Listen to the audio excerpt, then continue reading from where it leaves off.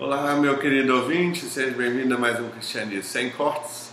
Esse é o nosso programa, onde nós vamos tratar um pouco de mais um pouco da porção Palavra das Escrituras, que se encontra hoje lá em Marcos capítulo 6, certo? A partir do verso de número 1. E hoje, seguindo aquela sequência de Marcos, que você tem nos acompanhado, a gente segue os 5 solas da Reforma. Os primeiros capítulos de Marcos, eles se alinham completamente com esses 5 solas. Sola Escritura, sola Gratia, sola Christus, sola Fide, sola Deo Glória. Então, somente a Escritura é a palavra de Deus, somente Cristo é capaz de salvar pecadores. E essa salvação ocorre somente pela graça, é um dom de Deus, ele não é comprado nem nada, não tem nada no mundo que eu possa comprar e pagar isso. É somente pela fé que isso ocorre e é para a glória de Deus que essas coisas acontecem. Então, esses 5 solas, eles se adequam nos 6 primeiros capítulos aí do livro de Marcos. Você vem acompanhando o Cristianismo Sem Cortes, você vai perceber isso conforme a gente vai explicando nos vídeos anteriores. No vídeo de hoje, capítulo 6, nós vamos ler do verso 1 até o verso 29.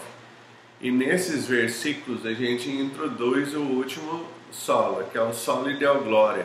Somente a glória deve ser dada somente a Deus, que seria mais ou menos isso. Então acompanhe a leitura das Escrituras com fé. Tendo Jesus partido dali, foi para a sua terra e os seus discípulos o acompanharam. Chegando o sábado, passou a ensinar na sinagoga e muitos ouvindo-se maravilhavam-se dizendo: de onde vêm essas coisas? Que sabedoria é esta que lhe foi dada? E como se fazem tais maravilhas por suas mãos? Não é este o carpinteiro, filho de Maria, irmão de Tiago, José, Judas e Simão? E não vivem aqui entre nós suas irmãs? E escandalizavam-se nele. Jesus, porém, lhe disse: não há profeta sem honra, senão na sua terra, entre os seus parentes e na sua casa.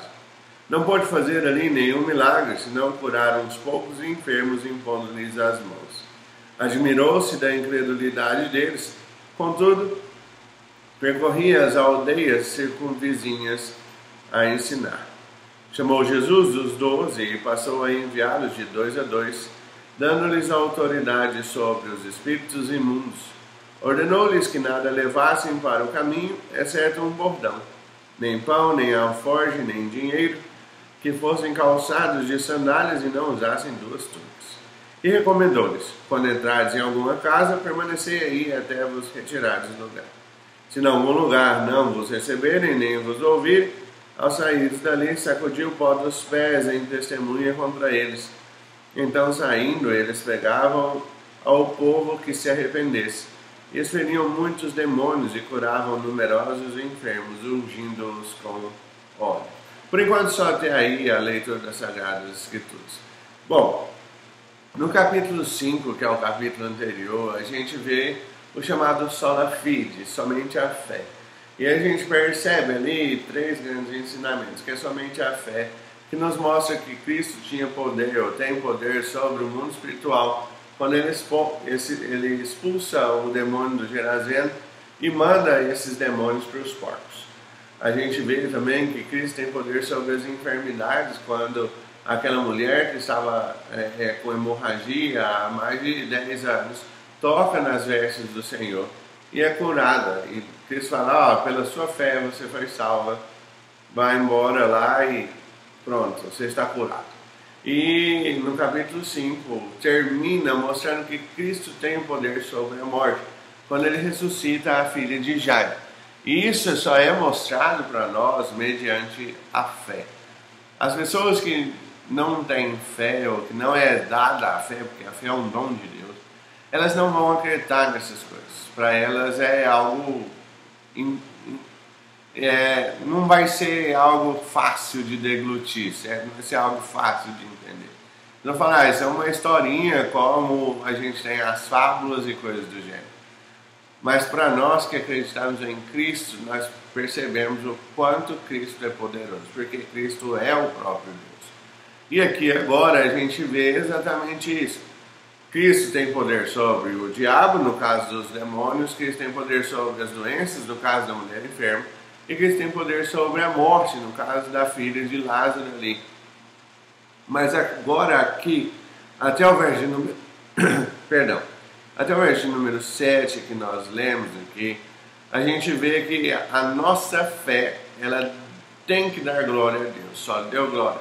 A nossa fé, ela serve para glorificar a Deus, para dar glória a Deus. A gente vê que no começo aqui do texto de Marcos capítulo 6, Jesus está pregando na sua cidade, Nazaré, com os seus discípulos, e ensina nas sinagogas, e aí fala que muitos ouvem e se maravilham. Falando, uai, mas como é que esse rapaz ele é tão sábio assim? Onde é que ele aprendeu essas coisas? E o questionamento é assim, esse aí não é aquele que andava com a gente aqui? Esse aí não é aquele filho do carpinteiro que não sabia nada? Como é que ele ensina essas coisas? E Cristo vai exatamente mostrar assim, ó, não tem profeta na sua terra, na sua terra o profeta não tem honra, na sua casa o profeta não tem honra. E aí o texto fala que ele não pôde fazer nenhum milagre ali. E o próprio Cristo admira-se da incredulidade desse povo aqui, mas ele continua a percorrer as cidades circunvizinhas ensinando. A gente percebe aqui que quando um dos ensinamentos é que quando a nossa familiaridade com o sagrado está muito grande, a gente acaba levando as coisas de uma forma extremamente banal. Quando você está muito em contato com os milagres que acontecem dia a dia, e você paramos de agradecer pelos milagres que acontecem dia a dia.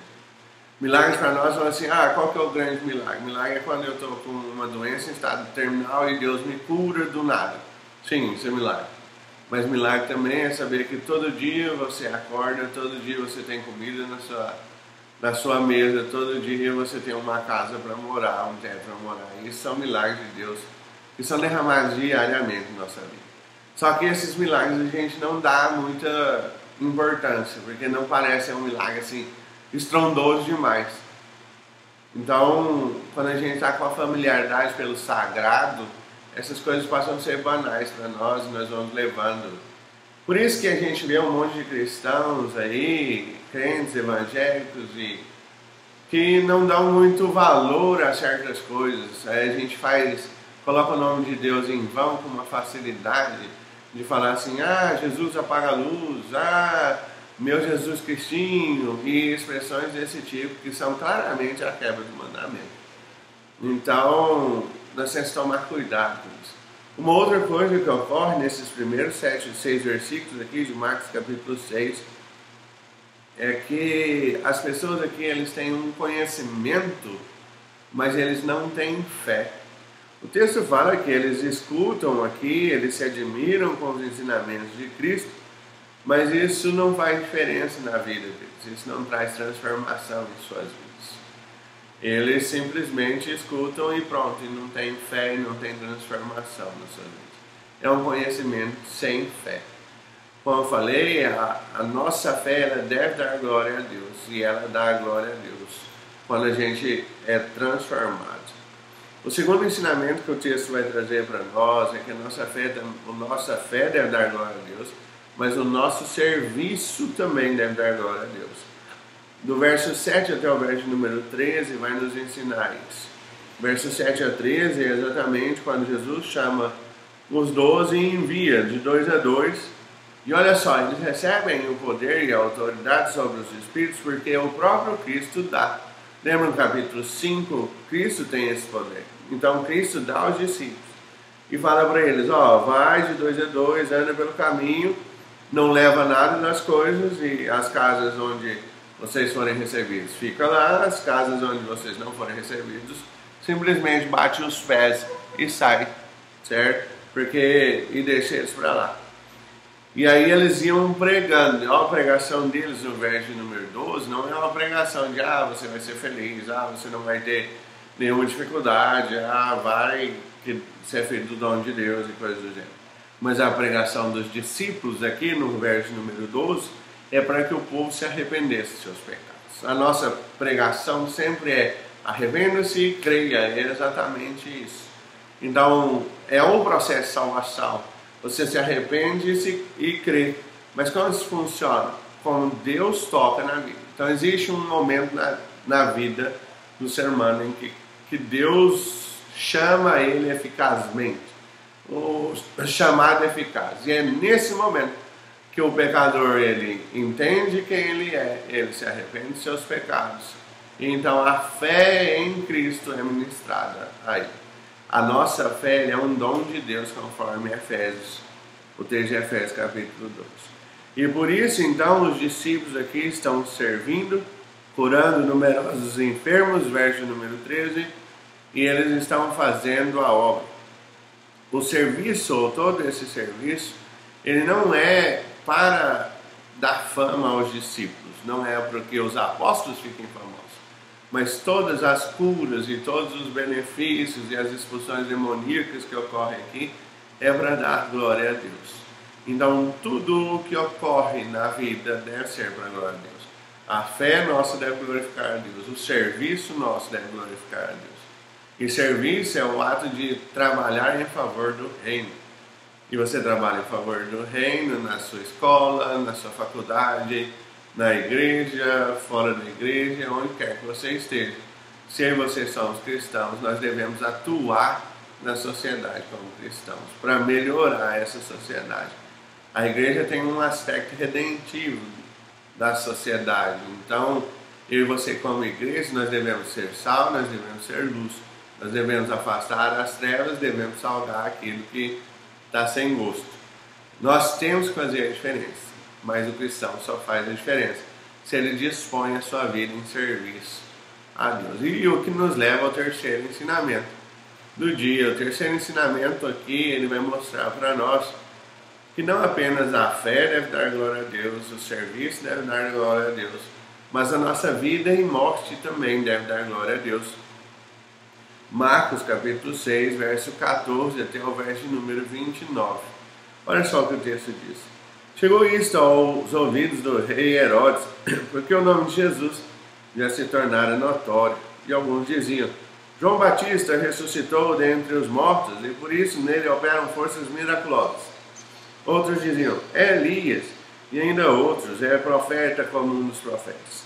Herodes, porém, ouvindo isso, disse, é João a quem eu mandei decapitar que ressurgiu.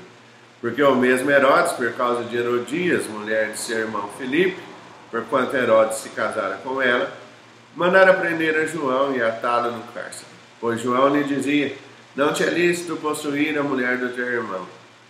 E Herodias o odiava, querendo matá-lo, e não podia. Porque Herodes temia João, e sabendo que era um homem justo e santo, e o tinha em segurança. E quando ouvia, ficava perplexo, escutando-o de boa mente. E chegando um dia favorável, em que Herodes, no seu aniversário natalício, deram um banquete aos seus dignitários, aos oficiais militares e aos principais da Galiléia, entrou a filha de Herodias, e dançando agradou Herodes e aos seus convivas. Então disse o rei à jovem, pede-me o que quiseres, eu te darei. E jurou-lhe, se pedires mesmo que seja metade do meu reino, eu te darei. Saindo ela, perguntou a sua mãe, que pedirei? Esta respondeu, a cabeça de João Batista. No mesmo instante, voltando apressadamente junto ao rei, disse, quero que sem demoras me des num prato a cabeça de João Batista. Entristeceu-se profundamente o rei, mas por causa do juramento dos que estavam com ele à mesa, não lhe quis negar. E enviando logo o executor, mandou que trouxessem a cabeça de João. Ele foi e o decapitou no cárcere. E trazendo a cabeça num prato, entregou a jovem, e essa por sua vez a sua mãe. Os discípulos de João, logo que souberam disso, vieram, levaram-lhe o corpo e o depositaram no túmulo. A nossa vida e a nossa morte deve dar glória a Deus. Isaías capítulo 40, verso 33 até o verso número 5. É o texto que fala assim, prepara o caminho do Senhor, voz do que clama no deserto. É exatamente aquele texto que apresentava, ou que apresentaria João Batista muito tempo depois. João Batista é aquele que vem preparar o caminho para que Cristo chegue. Quando a gente vê a pregação de João Batista, a vida inteira dele é para dar glória a Deus. Ele prega num deserto, sem nada, sem posse, e a pregação de João Batista é a mesma que os discípulos estão sendo ensinados por Cristo aqui no verso número 12 do nosso texto. A pregação de João Batista é arrependa-se, arrependa-se, arrependa-se. Arrependa dos seus pecados, mude de vida. Arrependa dos seus pecados, mude de vida. Essa é a pregação. E por isso João Batista é encarcerado aqui por Herodes, porque João Batista põe o dedo na ferida e fala que o que ele está fazendo não é pecado, o que ele está fazendo é errado. E isso acaba custando a cabeça do próprio João Batista. Um dos ensinamentos que a gente tem dentro das Escrituras é que Deus não vai tirar você de problemas, Deus não vai poupar você da morte, mas Ele vai te poupar da morte espiritual. A morte física vai ocorrer, eu e você vamos morrer, mas a morte espiritual não, porque nós estamos ligados em Cristo Jesus. E essa é a beleza da glória de Deus, é morrer para a glória de Deus. A gente vê os apóstolos em Atos, no começo do livro de Atos, sofrendo açoites e falando tanto que isso era bom no sentido, como é bom ser digno de sofrer pelo nome de Jesus Cristo. A gente vê Estevão sendo apedrejado, fazendo a sua última pregação pública e sendo apedrejado. E a gente percebe no final do texto do apedrejamento de Estevão que a face dele resplandecia como a face de um anjo, de maneira que as pessoas olharem para Estevão e eles conseguiam perceber isso. Então, a vida e a morte tem que ser para a glória de Deus. Todas as coisas que ocorrem no mundo são para a glória de Deus. E é exatamente isso que o texto de Marcos 6, do verso 1 a 29, nos ensina. A nossa fé é para a glória de Deus. O nosso serviço é para a glória de Deus. E a nossa vida e morte é para a glória de Deus. Que eu e você, então, possamos dar glória a Deus em tudo o que nós fazemos. E que nós possamos viver e morrer para que Deus seja glorificado e não nós. O que nós devemos fazer com esse texto? Primeiro, sirva a Deus com alegria. Entenda que o ato de serviço não é algo ruim. Mas eu vou dispor do meu tempo, do meu dinheiro. Exatamente, essa é a função mesmo. Nós somos comprados por Cristo, o tempo não é seu, o dinheiro não é seu. As coisas que você tem não são suas, elas são de Deus. E elas são dadas a você como um mordomo e você tem que administrá-las. Então use essas coisas a serviço de Deus. John Piper fala, e é o ponto-chave da teologia dele, que Deus é mais glorificado em mim quando eu sou mais satisfeito nele. Então, quanto mais satisfeito nós estamos em Cristo Jesus, mais Deus é glorificado. Que nós possamos entender isso. Tenha uma ótima semana e Deus te abençoe.